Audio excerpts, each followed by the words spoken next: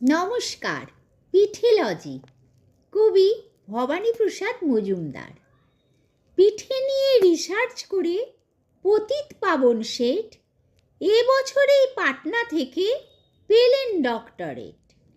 আজকে পিঠে ফোসকা কেন, দেহে কষ গর্ত, কোথায় পিঠের জন্মভূমি, স্বর্গ নাকি মর্ত?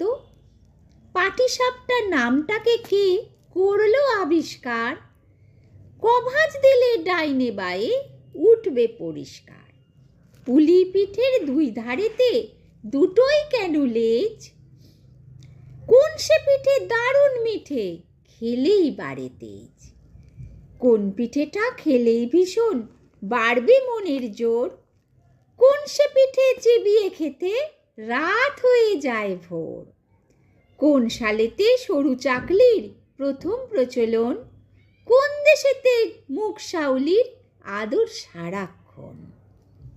কোন সে জেলার গোকুল গ্রামের কোন বাড়িতে কবে গোকুল পিঠে সর্বপ্রথম জন্ম নিল ভবে।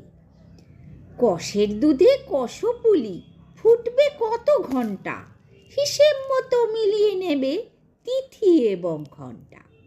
পুর কিসে হয় পুলি পিঠের কিংবা পাটিসাপটার, পুরটা কখন পড়তে হবে, বিফোর নাকি আফটার?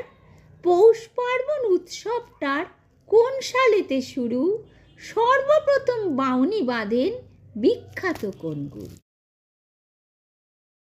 ভাজা ভিজে শুকনো সরস পিঠের কষ জাত, ঝাল পুলি আর মিষ্টি পুলির মধ্যে কি তফাৎ? হাজার পিঠের হাজার নিয়ম, হাজার রকম স্বাদ, একটু এদিক ওদিক হলেই সব কিছু বরবাদ। এমনি করে তথ্য লিখেই পতিত পাবন শেঠ বিশ্ববাসীর মুন্ডুগুলো করেই দিলেন হেট। ফিলোজফিতে ডিফিল মেলে, লিটারেচারে ডিলিট, পিঠেলজিতে থিসিস লিখে ডিগ্রি পেলেন ডিপিট। শুভ পৌষ পার্বণ।